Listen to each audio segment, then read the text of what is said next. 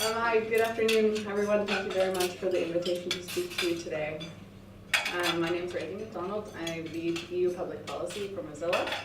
Today I want to briefly touch on two aspects that are contained in the Copyright Directive that have already been addressed by two speakers on Article 13 on the uses of protected works and Article 11 on a neighboring right for press publishers. But first, a brief introduction about Mozilla, just to contextualize our involvement in the copyright debate.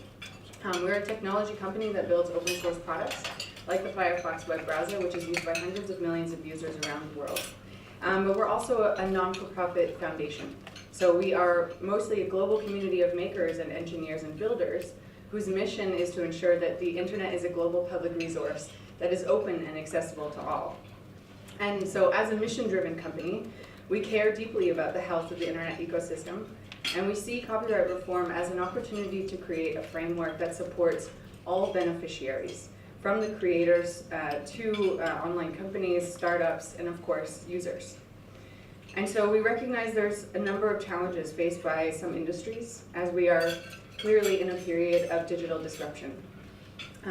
For instance, some of the biggest channels of distribution for content have shifted to online platforms. The avenues for fair remuneration have become a complex digital maze for artists and creators.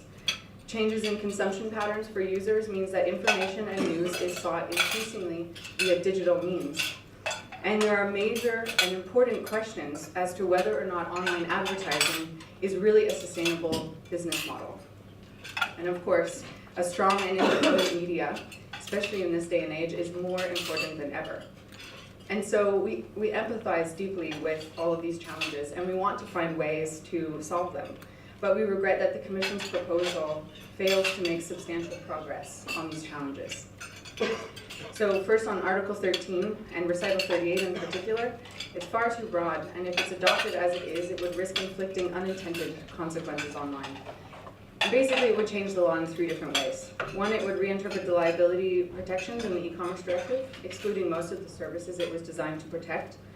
It would oblige these providers that are storing large amounts of protected content to conclude agreements with rights holders. And third, it imposes mandatory filters, such as content recognition technology. And this is problematic because, first, it's not immediately clear which platforms would be covered and which ones not. So one can assume, as it has already been mentioned, that sites like YouTube would be covered, but this would extend well beyond that, and virtually any website that hosts protected content, from Wikipedia to Pinterest to eBay. Second, by requiring such filtering technologies for essentially any platform, it would create a barrier to entry into the EU market, which would only further centralize market power into a handful of powerful platforms. And finally, Article 13 would establish a prohibitive culture for expression and creativity online. We don't believe that the outcomes of Article 13 would lead to a scenario where artists and creators are empowered to thrive in today's complex digital ecosystem, for them to understand their rights, to seek fair remuneration, and to foster and to make use of the range of platforms that are now increasingly at their disposal.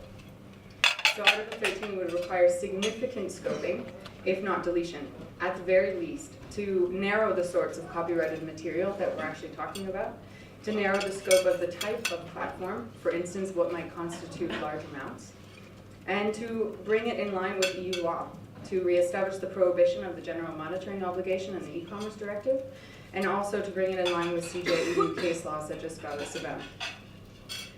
On Article 11, on the neighboring rights, we oppose the creation of a neighboring right on the basis that it has already been a proven failure in different markets and in different forms in the EU, namely in Spain and Germany. It's harmful for competition, and it creates more legal uncertainty for how users can access and share information online. There is no credible evidence to support the idea that a new neighboring right would benefit anyone in the value chain, including the publishers.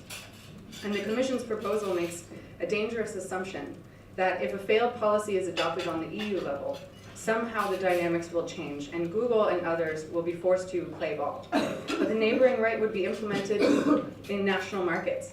So just as there was no more leverage with Spain and Germany, there was no evidence to suggest that there would be more leverage if adopted in more member states. And so we regret that no other alternatives have actually been explored in order to begin to address these various issues, such as the creation of new and innovative businesses. Blendel is a perfect example. It's a Dutch news platform that aggregates articles from a variety of newspapers and magazines and sells them on a pay-per-article basis. Other news sites, such as El Diario in Spain, have gone completely digital and have been successful in acquiring quite a large customer base, paid customer base. Other publications, such as Mother Jones, have experimented with quite great success with donation models. And finally, on enforcement. If it is the case that publishers, in some cases, require certainty, more legal certainty, related to the enforcement of authors' rights for press publications, as has been mentioned with the issue of scraping, then the right vehicle should be enforcement, so to pursue the Intellectual Property Enforcement Rights Directive, or the IPRED. And so, to conclude, we see much more value in approaching a lot of these challenges from a future-looking lens, harnessing technology and developing new and innovative businesses and business models. If we don't do this, we risk inflicting damage in the long term, and we risk undermining legal certainty, openness, competition, and creativity. And I want to undermine that it's unintended consequences. I don't think that anyone in the publishing industry, or as the previous speaker had mentioned, is not intended, but there are a lot of dangerous unintended consequences.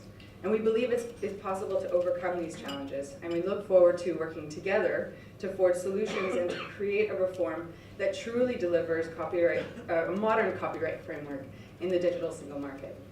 Thank you.